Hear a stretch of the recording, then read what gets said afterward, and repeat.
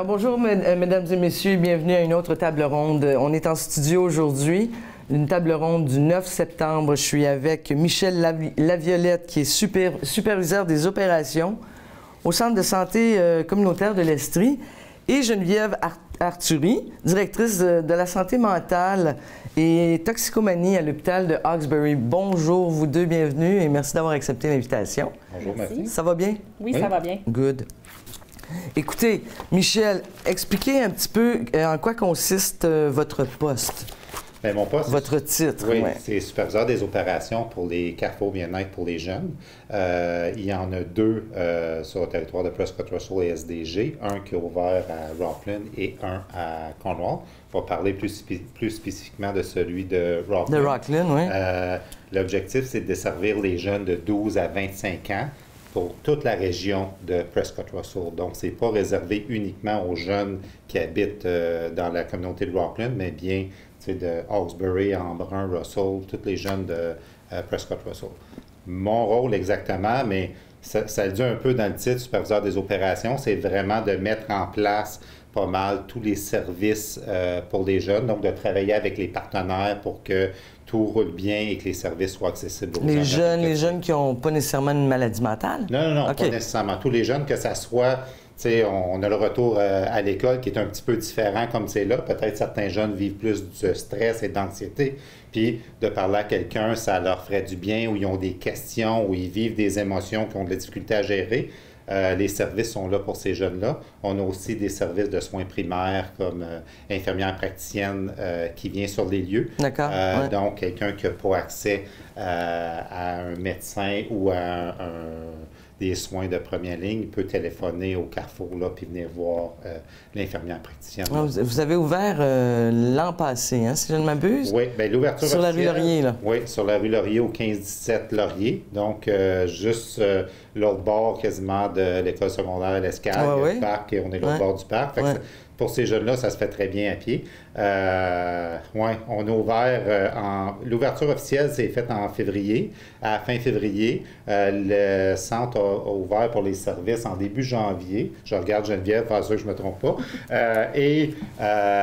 Donc, on sait, la pandémie a frappé au mois de mars. Donc, on n'a pas eu beaucoup de temps à se faire connaître dans la communauté, que tout a un peu changé. C'est vrai, parce que vous avez dû fermer.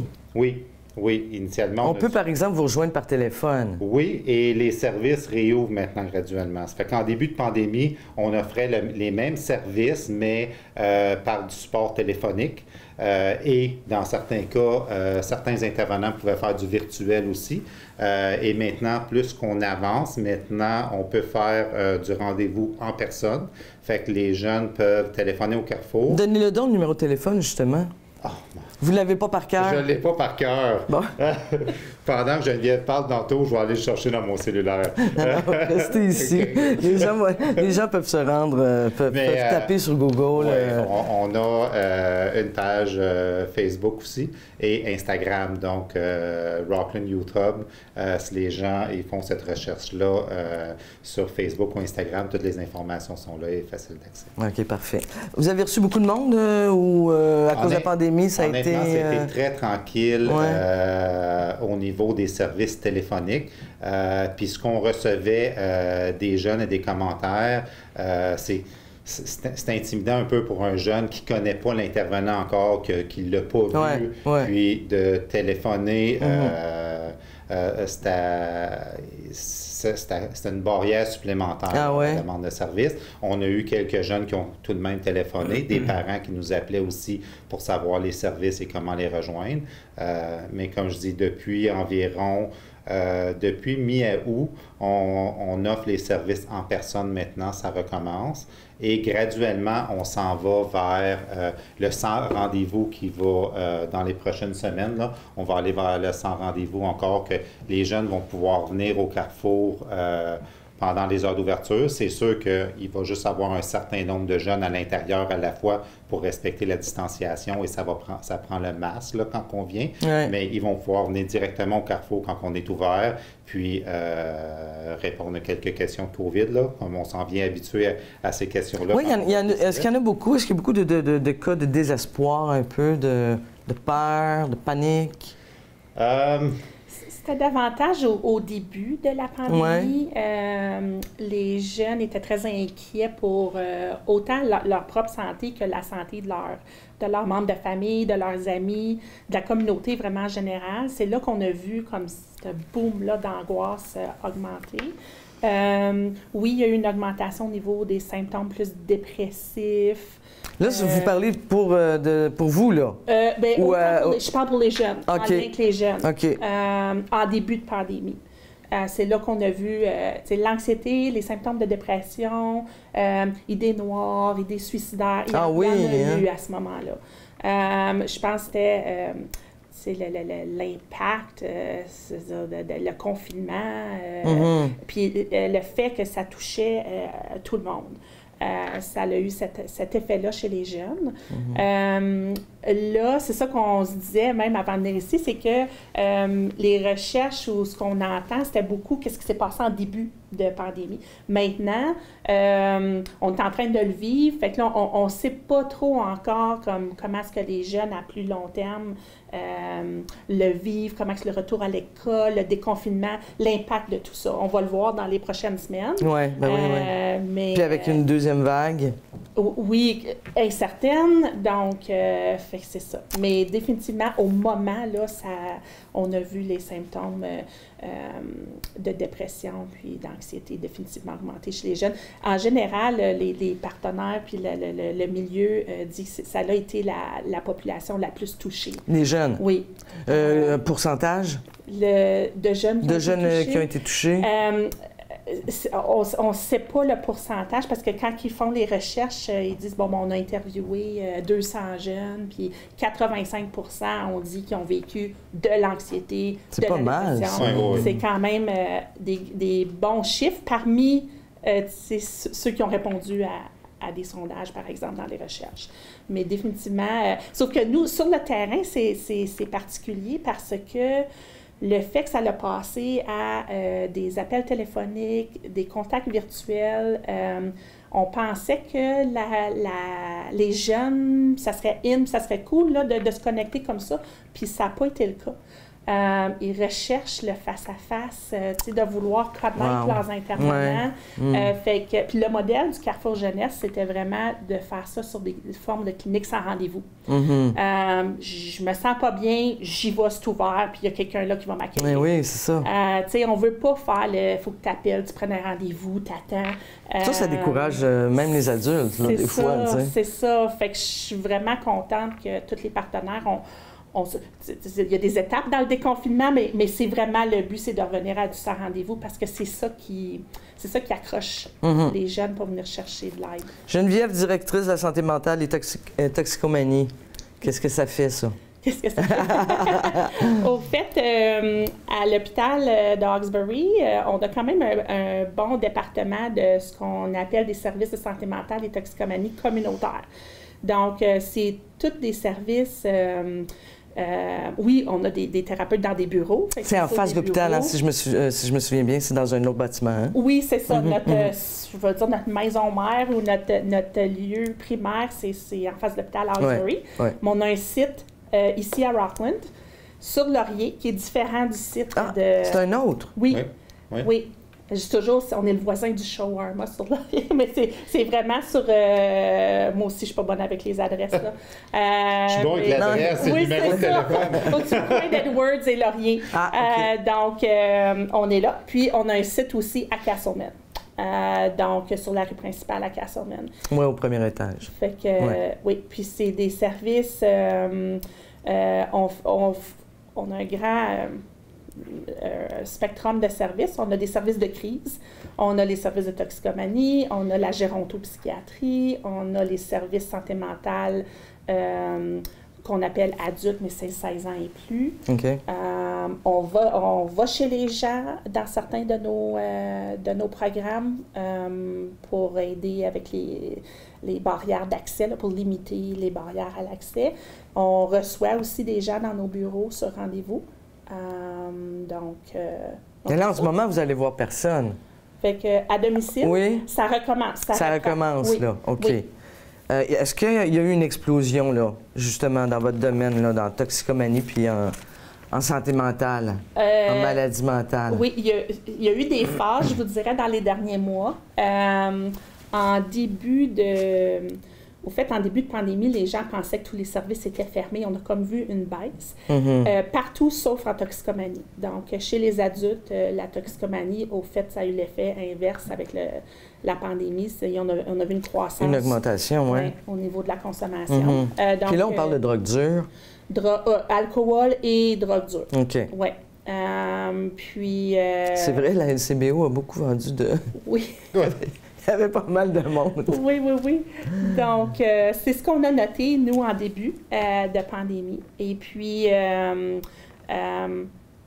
ça a pris peut-être, je dirais, le 6 semaines, 6-8 semaines. Là, c'est la santé mentale qui a commencé à augmenter l'effet de l'isolement. Puis les gens se sentaient isolés autant de leurs proches que de leurs aidants, puis des professionnels qui les aidaient dans le temps. Parce qu'on en parle beaucoup de la santé mentale pendant cette pandémie-là. Je pense que tous les pays sont confrontés à ça. Avec cette augmentation-là, ça peut faire peur. Oui. Vous avez vu beaucoup de cas. Avez-vous un pourcentage, encore une fois? J'ai pas de pourcentage comme tel, mais je vous dirais que ce qui a augmenté, au fait, c'est les gens qui ont appelé d'eux-mêmes, ou nous, ce qu'on appelle des autoréférences. Oui. C'est le fait que dans certains endroits, même les médecins de famille, c'est plus difficile à accéder. Oui. Donc, historiquement, tu allais chez ton médecin de famille, il te référait en santé mentale. Là, on a vu que dernièrement, c'est les autoréférences, les gens... Parce qu'en temps normal, là, quand il n'y a pas de pandémie, ils disent, je fais des recherches, 5 des jeunes Canadiens, mâles, là, et 12 des jeunes filles canadiennes qui ont entre 12 et 19 ans, bien, ont connu déjà un épisode de dépression majeure. Puis là, ça a dû augmenter. Le pourcentage a dû augmenter. Dans les recherches que j'ai vues, puis comme que Geneviève disait tantôt, la majorité des recherches ont été faites dans les débuts de pandémie, 3 semaines et 1 mois. Après, il n'y a pas beaucoup de choses là, après le déconfinement, mais du moins, je n'ai pas vu, puis je pense que toi non plus, c'est ce qu'on parlait avant d'entrer. Puis, dans la majorité de ces recherches-là, ce qu'il y avait tout en commun, c'est que les chiffres étaient dans les hauts 80 et plus les jeunes qui ont ressenti des symptômes. Oui, moi j'ai 70 ici, oui. Mais comme je dis, avec le déconfinement qui a augmenté, les retours en classe, est-ce que ça a un impact positif ou négatif chez les jeunes? On ne sait toujours pas. C'est sûr qu'on voit des jeunes, quand tu parles à un jeune à la fois, là, il y a certains jeunes qui vivaient certains stress avec le retour à l'école, c'est l'inconnu, etc. J'ai surtout entendu ces commentaires-là des plus jeunes, exemple de 7e année, là, qui arrivent dans le fond dans une nouvelle école et en plus un nouveau contexte. Oui. Avec le masque, il doit y avoir un impact psychologique aussi. Le masque. De s'habituer à... Oui. Je sais que le fait d'avoir de la difficulté à lire le non-verbal. C'est vrai. De l'autre. Fait que, on dit maintenant qu'il faut s'ouvrir des yeux. Mais oui, il y a comme un genre de... Pas anonymat, là, mais il y a beaucoup de gens, au fait, même clientèle adulte et jeune, qui ont comme refusé de venir dans nos services en face à face. À cause du masque. À cause du masque et de cette... la barrière que ça met, puis ça fait un peu l'impression que c'est comme un peu artificiel parce que je sais pas comment tu réagis. Tu peux comme cacher un peu tes yeux, mais tu sais, Fait que ça crée un certain malaise. On risque de s'habituer, là, mais Je pense qu'il faut s'habituer. Oui, c'est ça. On est parti pour... Encore ici, ils disent qu'au Canada, il y a 1,2 million d'enfants et d'ados qui souffrent de maladies mentales. C'est énorme, ça. Oui. Puis, entre autres, c'est par ces chiffres-là, je pense que les carrefours bien-être sont apparus aussi en Ontario. Bon, faites-nous donc l'historique de ça, justement. Bien, honnêtement, c'est Geneviève qui va être la mieux placée pour faire l'historique parce qu'elle est sur notre comité, puis elle était là avant même que moi j'arrive. Donc, il y a un groupe de travail. Il y a plus de 20 partenaires autour du Carrefour. Je pense qu'il est important de noter, c'est que quand on parle des intervenants au Carrefour, c'est des intervenants de milieux avec beaucoup de connaissances. Puis c'est pas d'hier qu'ils font d'intervention, que ce soit santé mentale ou soins primaires. T'sais. On a des intervenants de santé mentale et toxicomanie qui viennent de la GH. On a de Valoris. On a au niveau d'emploi, ils viennent du centre d'emploi. Donc, c'est pas des intervenants qui ont nécessairement été embauchés par le Carrefour et qui commencent un premier emploi. C'est vraiment fourni par les différents partenaires. L'infirmière praticienne, entre autres, elle vient du Centre de santé communautaire de l'Estrie. Donc, c'est ces partenaires-là, dans le fond, qui sont mis ensemble pour s'assurer d'avoir les ressources humaines adéquates et avec les compétences nécessaires là, pour vraiment bien travailler auprès des jeunes.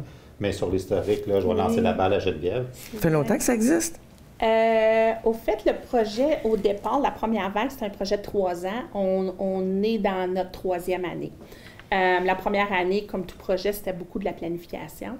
Et puis, au fait, le gouvernement de l'Ontario, au niveau du ministère de la Santé, c'était clair que nos jeunes tombaient entre les cracks. Autant, tu sais, la groupe d'âge de 16-18, quand tu deviens adulte, le transfert de les services jeunesse aux services adultes, mais les longues listes d'attente tout partout, comme on disait, tu sais, c'était 3 semaines passées, j'avais besoin d'aide, oui, quand tu m'appelles. Absolument, oui. Donc, le gouvernement disait qu'il faut changer notre façon de desservir les jeunes parce que ça ne fonctionne pas. On ne voit que les chiffres, comme vous les avez mentionnés, des chiffres très importants qui continuent d'augmenter. Donc, ils ont choisi de financer 10 carrefours dans la province au complet, dont le nôtre. C'est pas beaucoup dans la province, 10 carrefours, c'est pas beaucoup. C'est pas beaucoup, mais c'était un départ. Puis l'objectif, c'était aussi de voir comment, parce que chaque région a ses particularités, ses besoins. Donc, comment est-ce qu'on peut prendre un modèle puis l'adapter à sa région pour mieux répondre aux besoins. Mais tout en gardant un certain fil conducteur là, parmi tous les carrefours où ce que c'est des cliniques sans rendez-vous, un accent sur la santé mentale, la toxicomanie, les soins primaires, mais connecté avec tous les autres services services à l'emploi, services d'aide au niveau financier et plus et plus. Oui, c'est une grosse organisation. C'est ça, dépendamment des régions. Donc, c'est ça. Donc, moi, l'hôpital d'Hawkesbury, Valoris et l'hôpital de Cornwall, on a décidé de se joindre comme étant les 3 leads, si on veut, du projet, faire notre demande, puis ça a été accepté, puis c'est là qu'on est. Mais 3 ans, vous parlez d'un terme de 3 ans, est-ce que ça va continuer ou ça va arrêter? C'est ça, c'est que là, on est à fournir des chiffres. Au gouvernement. Le but, c'est toujours de poursuivre, mais c'est le modèle. Fait que là, ce qu'on fait, c'est que chaque région a décidé d'ouvrir ou offre des services un petit peu à sa manière, puis de voir, il y en a-t-il un qui a des meilleurs résultats que les autres?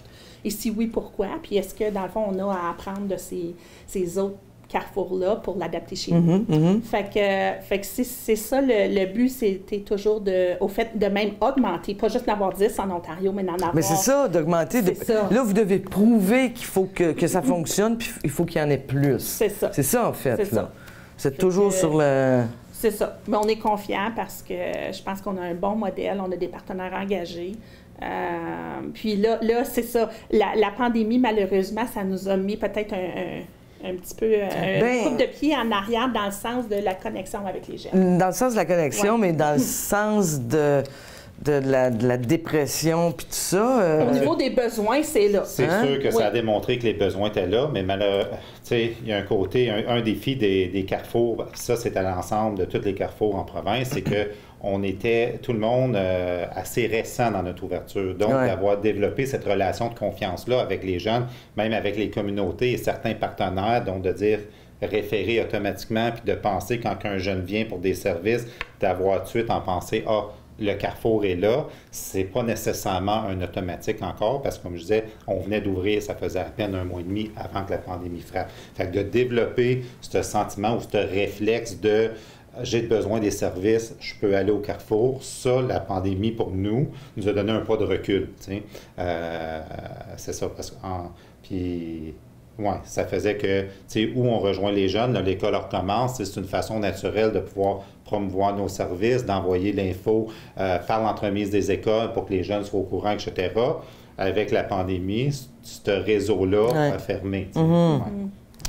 La maladie mentale, là, moi, je me posais la question, personne n'est à l'abri de ça. Hein? Vous, moi, tout le monde, on peut tomber là-dedans, mais qu'est-ce qui se passe? Qu'est-ce qui se passe dans notre tête quand on a une maladie mentale? Bien, tu sais, maladie mentale, pour moi, faire attention.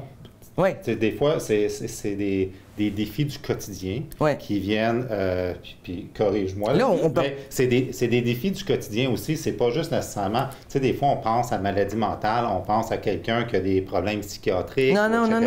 Mais il y a des défis du quotidien, que ça soit un deuil qui est plus difficile à surmonter ou que c'est un proche, puis on manque d'outils, que ça soit un défi dans une relation amoureuse, puis ça, peu importe l'âge. Fait que on en vit tous des défis, puis on a tout un réseau autour de nous, souvent pour aider des fois à surmonter ces défis-là. Certaines personnes ont moins d'outils dans leur réseau ou ont moins d'outils dans leur apprentissage de vie pour être capables de composer. Mais on parle de dépression? Pas nécessairement. Non, c'est ça. Je pense qu'il y a des étapes avant de se rendre là. Tu sais, des fois, on parle de déprime, on parle de stress, on parle d'anxiété, etc. Puis je pense que dépression, c'est une accumulation ou une difficulté à gérer tout ça en s'en allant. Puis à un moment donné, notre cerveau a un trop plein, juste plus capable de composer. Puis c'est là qu'on va tomber, pour moi, dans une phase plus de dépression, etc.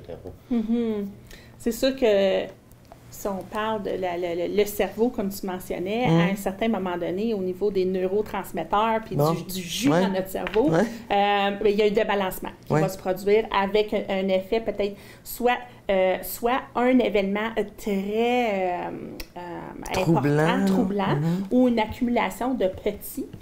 Qui finit à apparaître un gros. Donc, éventuellement, oui, ce débalancement-là neurobiologique, c'est là qu'on va tomber dans peut-être ce qu'on appelle plus la dépression diagnostiquée ou une anxiété qui est diagnostiquée, qui a besoin de peut-être un appui au niveau de médicaments ou un appui pharmacologique pour rebalancer justement nos neurotransmetteurs. Mais comme Michel dit, il y a c'est comme une gradation au niveau de la santé mentale. La santé mentale vers la maladie mentale, c'est tout un continuum. Qu'est-ce qu'il nous faut pour se rendre à la maladie mentale? C'est là où mes neurones, ils comprennent pas. Oui, bien c'est ça. Je pense que c'est... Dépression, maladie mentale? Bien, la dépression majeure, c'est une maladie. OK. Ben oui, c'est une maladie, oui. C'est ça. Donc maladie mentale. C'est ça. Parce que les gens pensent maladie mentale, bon, ben il est fou, il se elle est parle folle. Tout seul, c'est ça. C'est pas ça. Il faut démystifier ça, là. Fait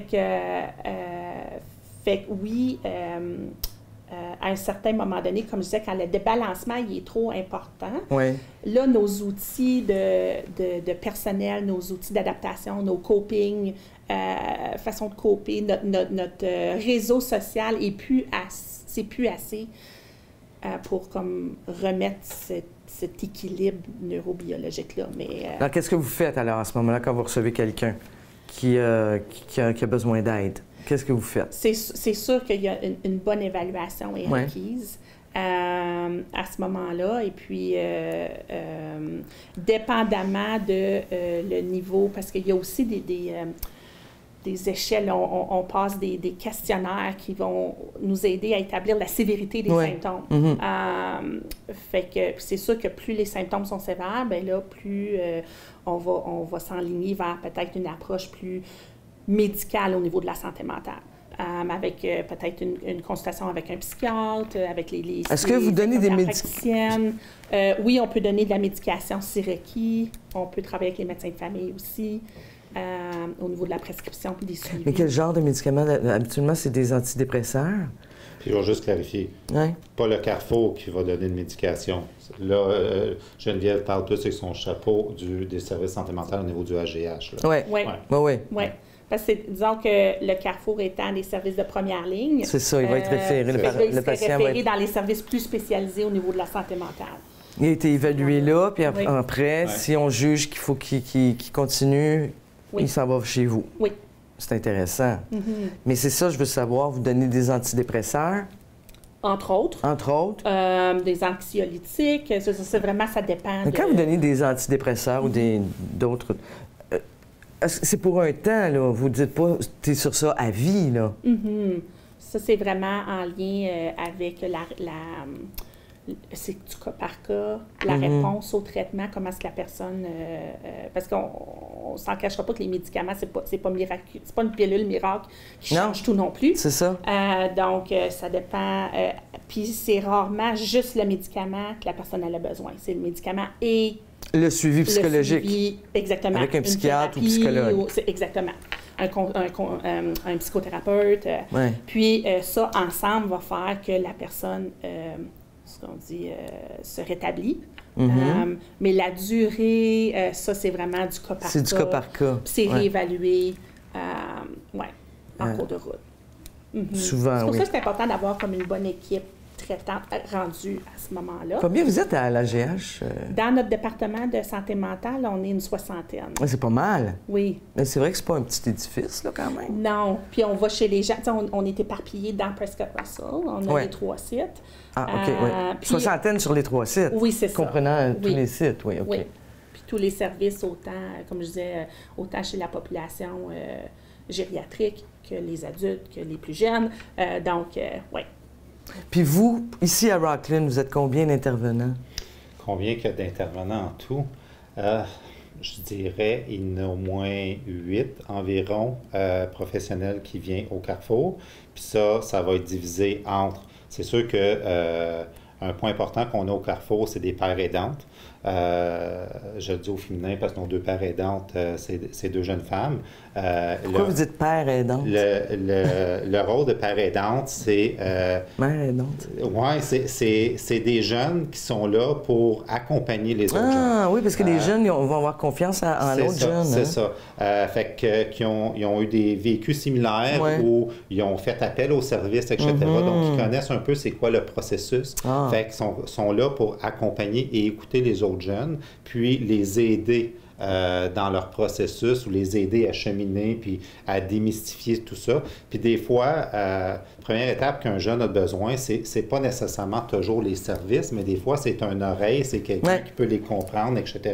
Puis des fois, cette phase-là est suffisante avant de passer même au service. Fait qu'on a des pères aidants. Fait que quand un jeune se présente au Carrefour ou téléphone au Carrefour, la première personne, je dirais à 95% du temps, là, parce que des fois, il est occupé de quelqu'un d'autre, puis ça peut être moi ou un autre intervenant qui répond, mais à 95% du temps, ils vont parler à la père aidante en premier, puis vont jaser avec elle pour voir après ça qu'elle les aide là, au niveau de leur demande de service. Puis certains jeunes veulent un peu plus de services. Fait que pour revenir à votre question, au niveau des intervenants, mais c'est ça. On a des intervenants au niveau de santé mentale et toxicomanie qui vont venir de AGH et de Valoris. On a des intervenants qui vont aider au niveau de la recherche d'emploi. On a des intervenants qui aident au niveau d'Ontario Travail, au niveau du financement. On a des infirmières en ce moment, sont un petit peu moins présents du bureau de santé parce qu'ils sont très occupés avec la pandémie, mais on a des infirmières au niveau du bureau de santé qui vont appuyer au niveau de la santé sexuelle. On a les infirmières praticiennes aussi là, pour tout autre besoin là, qu'un... Parfait. Écoutez, je vous remercie beaucoup tous les deux de vous être déplacés pour venir me rencontrer au studio. On va faire un suivi naturellement. Je vais vous réinviter à un moment donné. C'est sûr, vous n'en resterez pas là. On va faire un suivi de la pandémie. Nous, on se retrouve la semaine prochaine. La semaine prochaine, j'aurai comme invité le chef de pompier, Pierre Voisine. C'est un nouveau. On va vous le présenter. On va faire ça à la caserne de pompiers de Rockland. Merci d'avoir été des nôtres et on se voit la semaine prochaine. Au revoir.